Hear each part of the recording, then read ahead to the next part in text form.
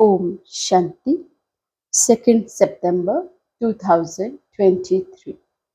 बाबा के आज के महावाक्य हैं। बाबा समझाते, मीठे बच्चे, अभी तुम्हारी ज्योति जगी है। ज्योति जगना अर्थात बृहस्पति की दशा बैठना। बृहस्पति की दशा बैठने से तुम विश्व के मालिक बन जाते हो। प्रश्न है, सतयुग में हर घर की विशेषता क्या होगी? कलयुग में हर घर क्या बन गया है? बाबा समझाते, सतयुग में हर घर में खुशियां होंगी, सबकी ज्योति जगी हुई होगी। कलयुग में तो घर घर में गमी चिंता है, हर घर में अंधियारा है। आत्मा की ज्योति उझाई हुई है। बाप आए हैं अपनी ज्योति से सबकी ज्योति जगाने, जिससे फिर घर घर में दिवाली होगी। गीत है, माता ओ माता तू सबकी भाग्य विधाता। ओम शांति। बच्चों ने माँ की महिमा सुनी। यूं वास्तव में उपमा तो एक की ही होती है। माँ को भी जगत अम्बा बनाने वाला, जन्म देने वाला फिर भी कोई और है। ऐसी माँ को भी जन्म किसने दिया? कहेंगे पतित पावन परम पिता परमात्मा शिव ने दिया। फिर भी महिमा हो जाती है एक की। ज्ञान सागर पतित पावन परम पिता परमात्मा शिव बाबा की। वे बैठ बच्चों को अपना और अपनी रचना के आदि मध्य अंत का और पतितों को पावन बनाने का राज समझाते हैं। ये तो बच्चे समझ गए हैं। इस समय पतित राज्य है, जिसको रावण राज्य कहा जाता है। अभी दशहरा आता है ना, ये तो समझाया गया है। ये सब अंधश्रद्धा के उत्सव है। ऐसे तो कोई है नहीं कि एक रावण था, लंका थी। लंका शिलोन को कहा जाता है। दिखाते हैं वहां सागर पर बंदरों ने पुल बनाई। वास्तव में ये सब है दंत कथाएं। ऐसे तो है नहीं कि 10 शीश वाला कोई रावण था, लंका में राज्य करता था। फिर तो उनकी एफिजी लंका में ही जलानी चाहिए। रावण को जलाने का भारत में ही रिवाज है, और कोई जगह नहीं जलाते। अखबार में भी यहाँ के लिए ही पड़ता है। सबसे जास्ती उत्सव मैसूर का महाराजा मनाते हैं। उनका शायद इस दंत कथा से प्रेम दिखाई पड़ता है।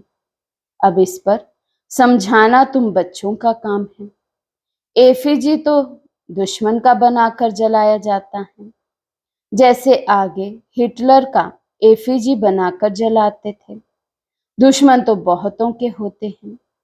अब रावण किसका दुश्मन था? भारतवासियों का दुश्मन था। परंतु दुश्मन को भी एक बार जलाया जाता है। ऐसे तो कोई भी नहीं करते जो हर वर्ष दुश्मन का एफिजी बनाकर जलाते।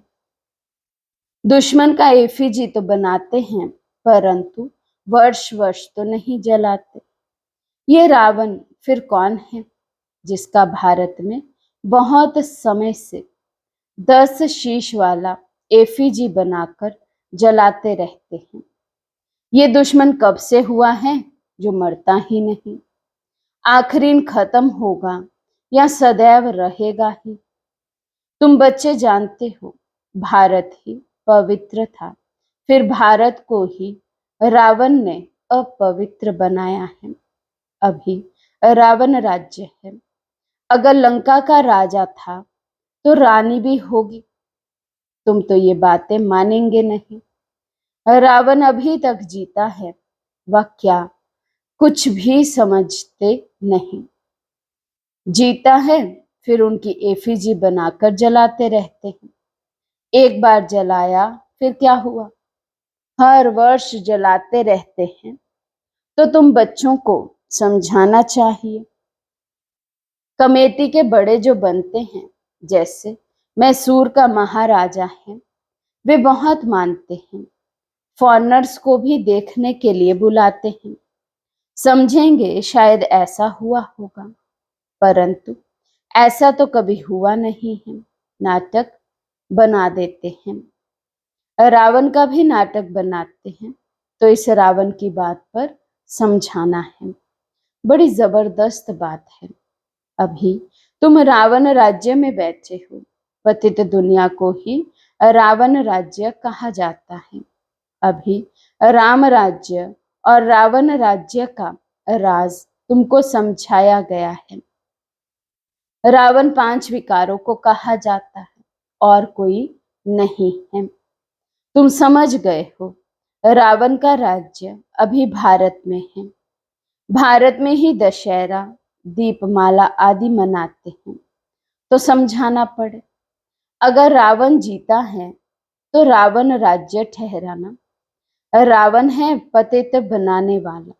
तुम जानते हो 5 विकार जो कि इस समय सर्वव्यापी हैं, उनको ही रावण कहा जाता है। रावण के चित्र तो आगे दशहरे में निकले थे। इसमें तिथि तारीख भी डालनी पड़े।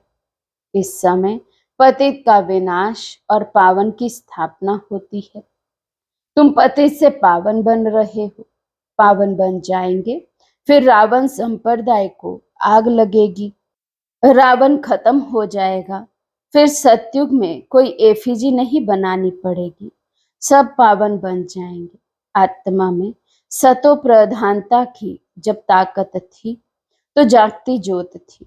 पतित बनने से वे ज्योत बुझा गई है। आत्मा ही पतित बनी है, उड़ने की ताकत नहीं है। 5 विकारों से आत्मा आयरन एज बन गई है। ये जरूर समझाना है। आत्मा को जागृत करने वाला एक बाप है। ये तो सब कहते हैं ज्योति स्वरूप परम पिता परमात्मा आएगा।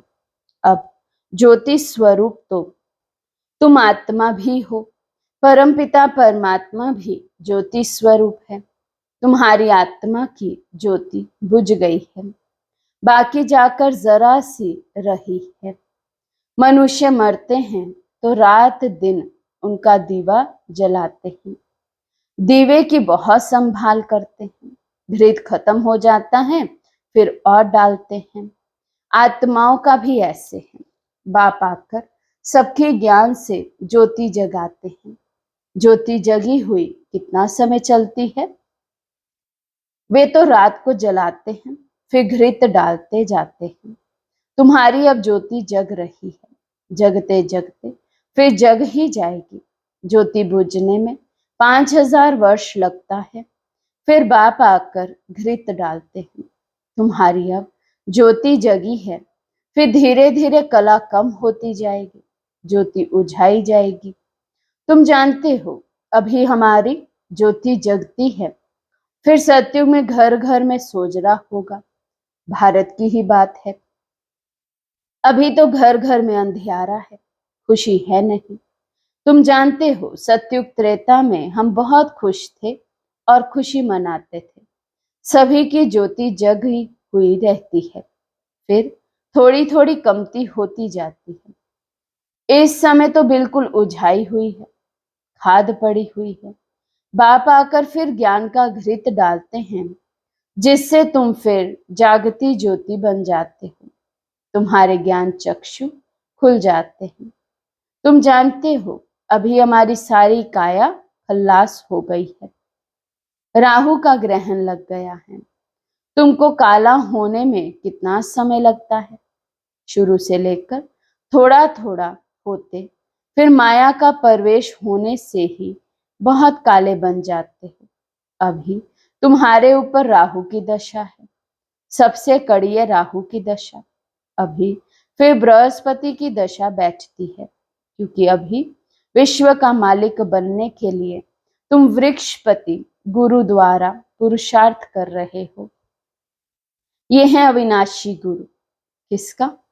अविनाशी आत्माओं का। वे मनुष्य लोग आत्माओं का गुरु नहीं बनते हैं, वे मनुष्य का गुरु बनते हैं। अभी बाप तुम्हारी आत्माओं का गुरु आकर बने हैं।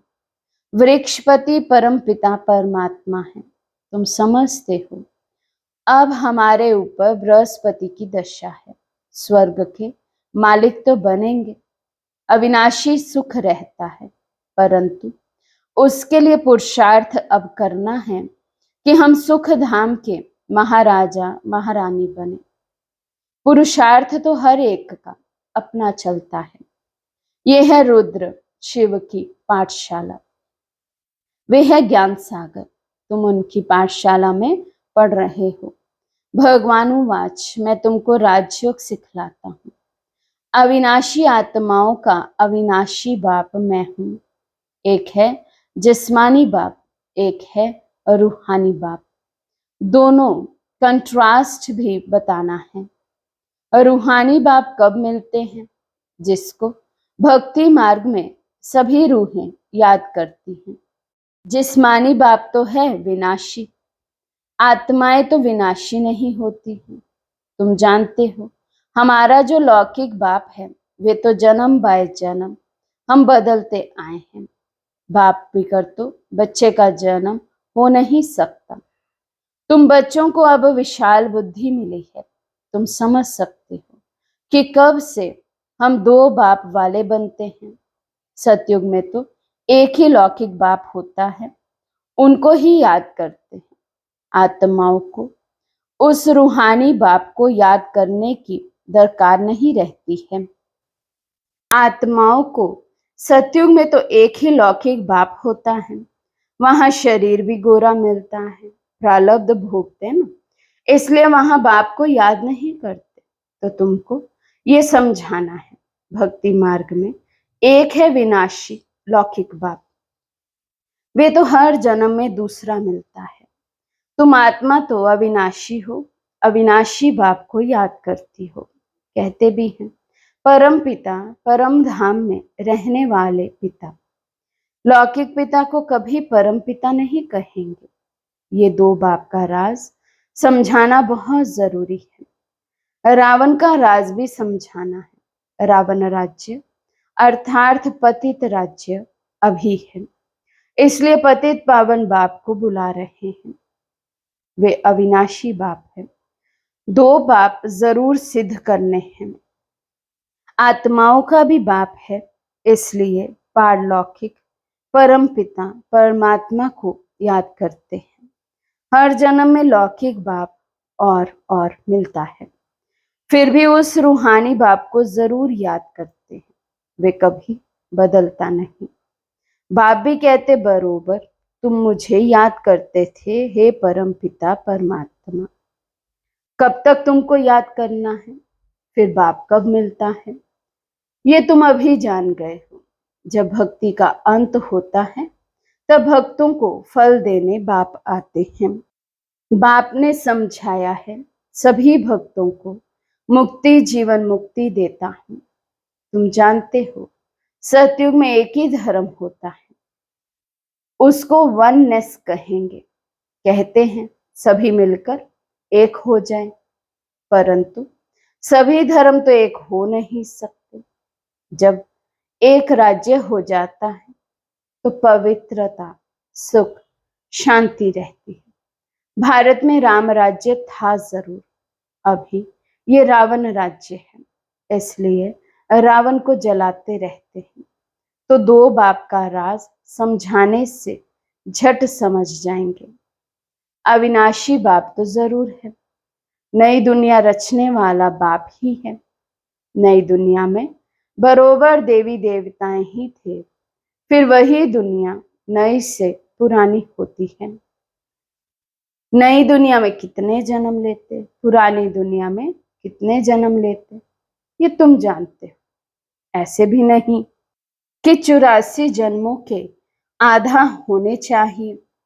42 जन्म पुरानी दुनिया में, 42 जन्म नई दुनिया में। नहीं, भारतवासियों की आयु पहले 100 वर्ष 125 वर्ष थी, अभी तो 40-50 वर्ष भी मुश्किल चलती है। तो आधा आधा हो ना सके। 84 जन्मों का हिसाब तो चाहिए ना। बाप कहते हैं तुम्हारा 84 जन्मों का चक्र अब पूरा हुआ। तुम नहीं जानते हो, हम समझाते हैं। 84 जन्मों का राज सिवाय परम पिता परमात्मा के और कोई समझा ना सके। तुम बाप से सुनकर खुश होते हो और फिर नई दुनिया के लिए पुरुषार्थ करते हो। अब ये बच्चों को सिद्ध कर बताना है कि हम अभी बेहद के पारलौकिक बाप से बेहद का वर्षा ले रहे हैं। वे बाप आते ही तब हैं जब स्वर्ग की स्थापना करते हैं। उनको कहा ही जाता है हेवनली गॉड फादर। नए घर की स्थापना होती है तब पुराने घर को तोड़ा जाता है। लिखा हुआ भी है स्थापना फिर विनाश। स्थापना जब पूरी हो जाएगी तब विनाश होगा। स्थापना करने वाला है परम पिता परमात्मा इस ब्रह्मा द्वारा। ये भी बाबा ने समझाया है। सूक्ष्म वतनवासी को तो प्रजापिता नहीं कहेंगे, वहां प्रजा होती नहीं, तो जरूर प्रजापिता ब्रह्मा यहाँ होगा। वही फिर अव्यक्त संपूर्ण बनेगा। वे तो है अव्यक्त, जरूर व्यक्त भी चाहिए जो फिर अव्यक्त होना है। दोनों अभी दिखाई पड़ते हैं। प्रजापिता ब्रह्मा यहाँ भी है, सूक्ष्म वतन में भी है। प्रजापिता तो यहाँ चाहिए, जरूर प्रजापिता ब्रह्मा के बच्चे भी यहाँ ही है। प्रदर्शनी में दो बाप का राज समझाना है। कायदा तो है एक एक को अलग अलग समझाया जाता है। अब वहां किसको कैसे समझाएंगे? समझाने के लिए तो एकांत चाहिए। वहां तो बहुत हंगामा होता है। यहाँ तो तुमको 1-1.5 घंटा लग जाता है समझाने में। वहां इतनी भीड़ में तो समझाना बड़ा मुश्किल हो जाएगा। अनेक प्रकार के धर्म वाले हैं, कोई क्या कहेंगे कोई क्या। चुप कर तो बैठेंगे नहीं। तुम सुनाएंगे एक लौकिक जिस्मानी बाप है, दूसरा पारलौकिक रूहानी बाप है। वे है परम पिता परमात्मा। अब ब्रह्मा द्वारा स्थापना कर रहे हैं स्वर्ग की। नरक का विनाश भी सामने खड़ा है। महाभारी लड़ाई है ना। बरोबर ये राजयोग भी है। राजाई प्राप्त करने की गीता पाठशाला है। भगवानुवाच सभी को दो बाप हैं। श्री कृष्ण को सभी आत्माओं का बाप नहीं कहेंगे। आत्माओं का बाप परम पिता परमात्मा कहते हैं कि मामेकम याद करो। अच्छा, मीठे मीठे सिके लदे बच्चों प्रति माता पिता बाप दादा का याद प्यार और गुड मॉर्निंग। और रूहानी बाप के रूहानी बच्चों को नमस्ते। हम रूहानी बच्चों की रूहानी बाप दादा को दिल व जान सिक व प्रेम से नमस्ते नमस्ते नमस्ते जी। धारणा के लिए मुख्य सार। फर्स्ट पॉइंट, स्वयं में ज्ञान का घृत डालते सदा जागती ज्योत रहना है। बाप की याद में रह राहु का ग्रहण उतार देना है। सेकंड पॉइंट, रूहानी और जिस्मानी दो बाप हैं। ये पहचान हर एक को देकर बेहद के वर्षे का अधिकारी बनाना है। आज का वरदान है, प्रवृत्ति में रहते एक बाप के साथ कंबाइंड रहने वाले देह के संबंधों से निवृत्त भव। प्रवृत्ति में रहते एक बाप के साथ कंबाइंड रहने वाले देह के संबंधों से निवृत्त भव। प्रवृत्ति में अगर पवित्र प्रवृत्ति का पाठ बजाना है तो देह के संबंधों से निवृत्त रहो। मैं पुरुष हूं, ये स्त्री है, ये भान स्वप्न में भी नहीं आना चाहिए। आत्मा भाई भाई है, तो स्त्री पुरुष कहां से आए? युगल तो आप और बाप हो। ये तो निमित्त मात्र सेवा अर्थ है, बाकी कंबाइंड रूप में आप और बाप हो। ऐसा समझ कर चलो, तब कहेंगे हिम्मतवान विजयी आत्मा।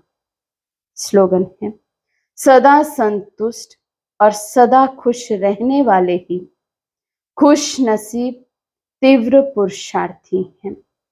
सदा संतुष्ट और सदा खुश रहने वाले ही खुश नसीब तीव्र पुरुषार्थी हैं। अच्छा, ओम शांति।